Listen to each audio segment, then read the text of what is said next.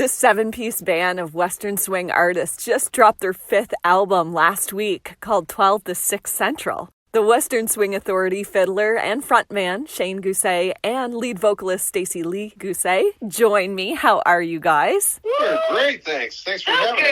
Good. Okay, so you have to explain this title of the new album to me. Is it like a 9 to 5 type of thing? I appreciate your reference. It's almost kind of, it's kind of related to that. You're very close. You're certainly not the first person to ask. It's funny when you make a title of an album and it's not a track on the album, everyone's wondering what it means. And in this case, when we went down to record this album, we recorded this album with Colin Linden as producing. And we went to Colin's studio, which is in Nashville, which is Central Time. Oh, cool. And every day we would start our sessions at 12 o'clock. And then at 6 o'clock, there'd be a little knock on the door, and there'd be a little tray of martinis waiting outside for anybody who wanted one. And that was our cue that it was time to wrap it up for the day. And so every day we would track from 12 to 6 Central. And that's where the album title came from. That sounds like a good day. And so Colin Linden, let's go back to him because he's done a lot of great things. He's done a lot of great things. He's a Grammy winner. Grammy winner. He has worked with everybody under the sun. We were very fortunate to get to work with Colin. It was our first time to work with Colin. We met through a mutual friend in John Diamond. John Diamond plays bass with Black and the Rodeo Kings and with Colin when he plays. So I had actually met him long ago. I did a recording with Jason McCoy on one of his albums called Students, Lives, and Angels, and I did a duet with him called I Lie, and Colin produced that. So we met very, very briefly when we recorded that, but fast forward probably 15 years, and here we are. And so your band has been together for 15 years. You've been touring, and you do session playing as well, I understand? Yes. Absolutely, yeah. So the band itself has been together for 15 years, but many of us have been doing this, musician thing our whole lifetimes for sure. And, Shane and I are married, so we've even been together for 27 years. So yeah, it's more of a family affair than just a work thing for sure. That's true. Like everybody in the band, everybody in the band has quite a list of credentials in their own.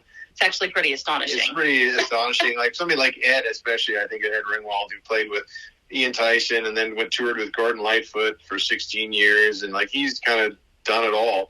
I met Ed before I met Stacey, and Ed and I played together, and we were actually Ed and Jimmy, who plays drums, and Ed on steel, and we were playing in a band together the night Stacey and I met.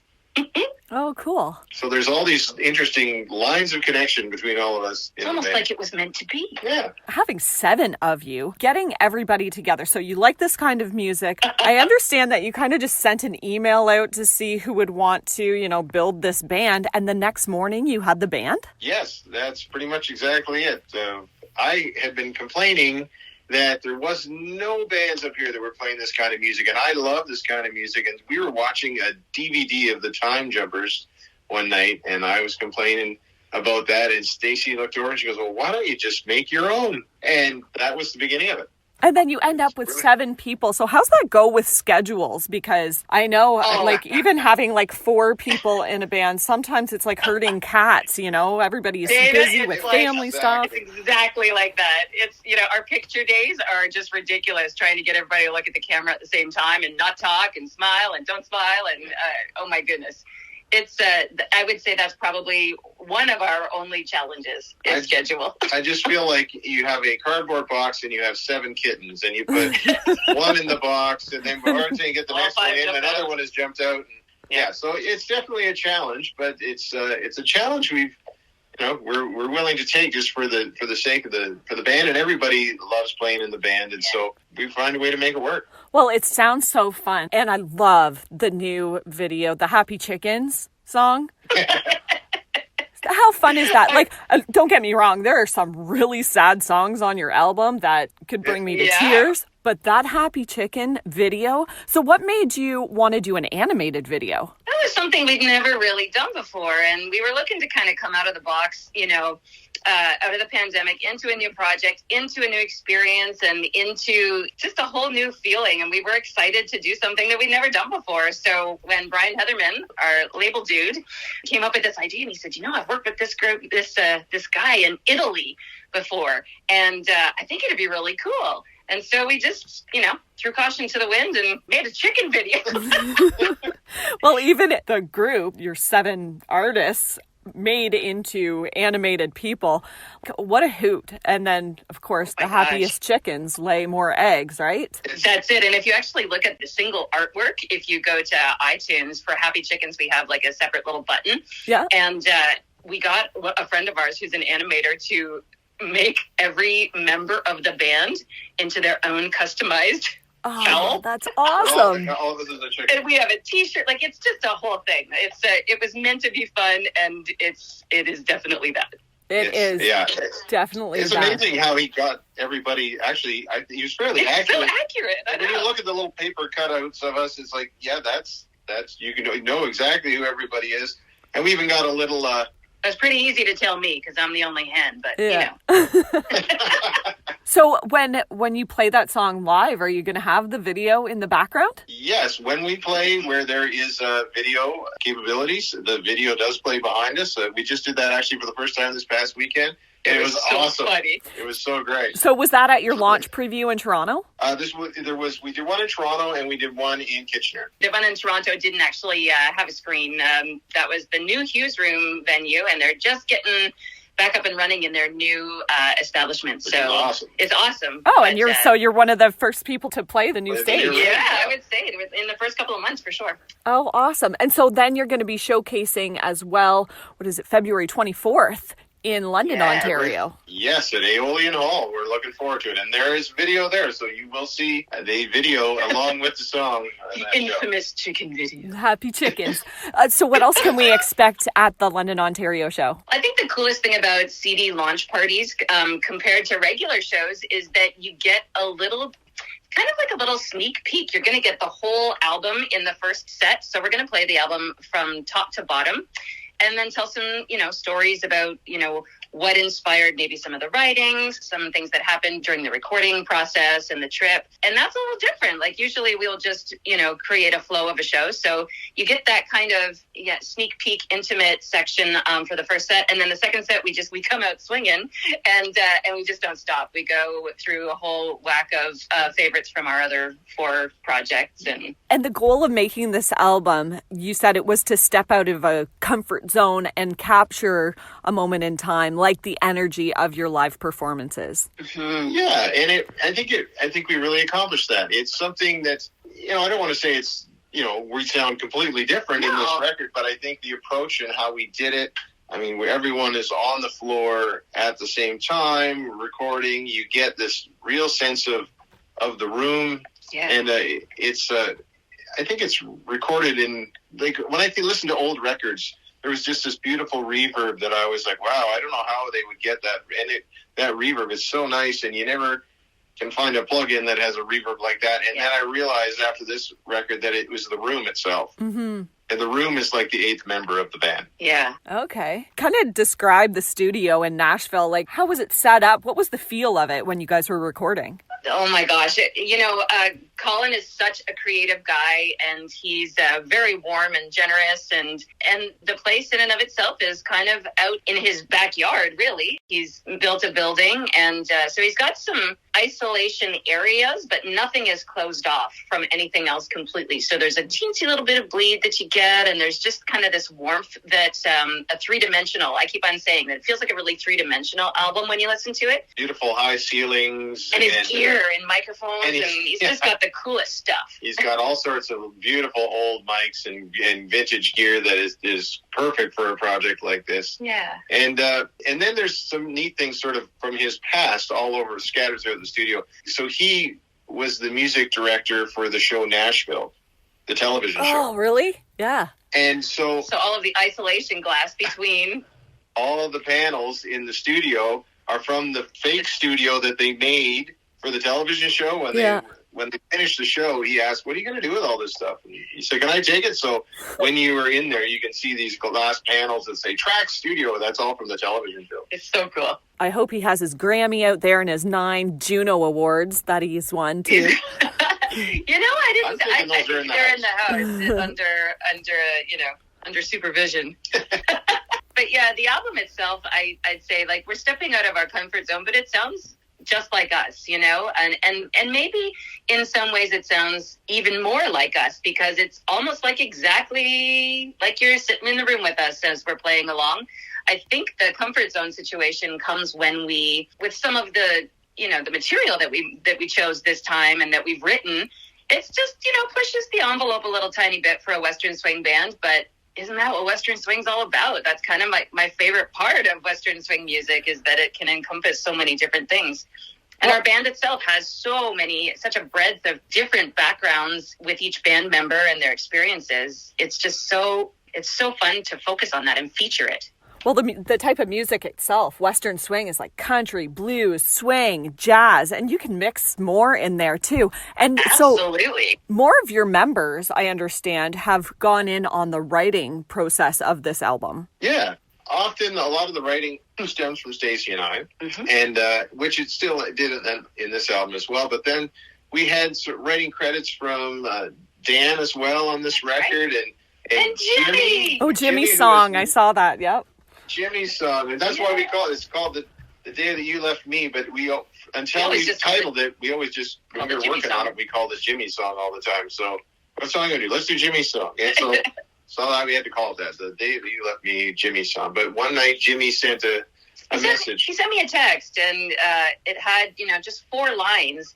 And he said, you know, I just woke up from this dream, and these 4 lines have been swimming around in my brain. Is this dumb? and he sent me these 4 lines, and I said, no, that's actually really beautiful. It's like poetic. And so we kind of went back and forth, and we wrote a few more lines together. And then he was like, well, you know, use it if you want to, and if not, then don't worry about it. But I just wanted to share it. And so Shane and I sat down and messed around with the idea of the melody, and we kind of had was a little bit of a mishmash of ideas. We had Jimmy and his idea, and we had the melody. And then I listened back to a voice memo that I had made of just a little melody that I had sung over and over and over and over and over again. But it was probably 5 years old, and we'd never really landed it in anything. And I played it for Shane, and I was like, what if we did it like this? And we kind of had we had the melody, but then we slowed it down a little bit and added this lilting kind of waltzy 6/8 groove, and so we call it our murder ballad. What is it? Country bluegrass murder ballad gypsy jazz waltz. It's quite a recipe, but I think it turned out really cool. What I've heard from the album, it's pretty neat. And your career, 15 years together, and you've done some pretty cool things. You got to tell me about this private party you did for Bob Doyle and Garth Brooks. Oh, man. Oh, my gosh. That was another couch experience. We were just about to go to bed. Something about we can never get rid of our couch, because I know, the brown couch. Yeah. To happen when we're sitting on that couch. But we were sitting on the couch one night, and we got a message from Jimmy Mattingly. Jimmy Mattingly, who's Garth's fiddle player and a friend of ours. Stacey had worked with Jimmy on a bluegrass project down at Falls View Casino. And so he called and he said, hey, I think I might have a gig for you. I think it'd be really good if you could do it, but it's kind of last minute. And I was like, do you have time to chat? You have time to chat. It was midnight our time. And okay, well, I said, well, what's happening? And he said, well, it's this birthday party. They've decided to throw a birthday party for Bob Doyle. It's going to be his 75th. And Bob Doyle, of course, is Garth Brooks' longtime manager, who's been with him since day one. And he said, so, I think it'd be really great because everyone's going to be at this party. Garth will be there, Trish will be there, Steve Warner's going to be there, all these industry people. And so I looked at Stacey, and in my mind I was thinking, there's no way this is going to work. Because it was in 10 days. No pressure. And so And 10 days, and we didn't have any paperwork to cross the border. Oh. So I was thinking, this is going to be a bit of a trick. So in my mind, I'm thinking, oh no. But I'm looking at Stacey, and she's just nodding her head. I'm like, yep, we're going to do it. Yes, we're going to do it. You can't nod your head any harder. That's it. I kind of had one of those moments where I thought, this would not have landed on our plate as an option if it was not meant to work out. So I'm like, whatever we have to do, it's gonna work out, and it totally did. It totally did. There's this sort of long line of serendipitous events that led to it. Like when I called the union office to see if I could expedite some sort of paperwork and how we were going to do it, and they did. They totally did. And the lady I got on the phone, I kid you not, she said, "What kind of music do you play?" And I said, "Western swing," assuming she was going to say, "What's that?" Swing? But instead, she goes, "Oh my gosh, I love Western swing. Asleep with the Wheels is my favorite band." And I was like, yes! Ding, ding, ding, ding, ding, ding, ding, ding. And anyways, we got across, we went down, we had a fantastic time playing. I mean, it was super surreal. So standing there and you're playing and you're looking in the audience and there are all these people that you've spent years sitting in the audience watching them, and they're down there just having a great time. And they were like the best audience ever. They were so welcoming. And there was one moment right at the beginning of our first set. So we're up there playing, and suddenly the whole PA just goes, and everything turns off, all the lights, everything. Oh. And, we're all just kind of looking at each other. And I looked at the guys and I said, "Play an instrumental." And so I run down to the sound guy and I said, "What is going on?" And somebody had unplugged the board to plug in their phone. No. Yes. So I ran back up on stage and I'm like, "Play another, guys." And Shane's down there just going, "All right, well, I don't know what's going to happen." And he was worried. He said, once I plug it back in, it might pop. I'm like, I don't care what it does. Turn it on. Let's go. Oh, my goodness.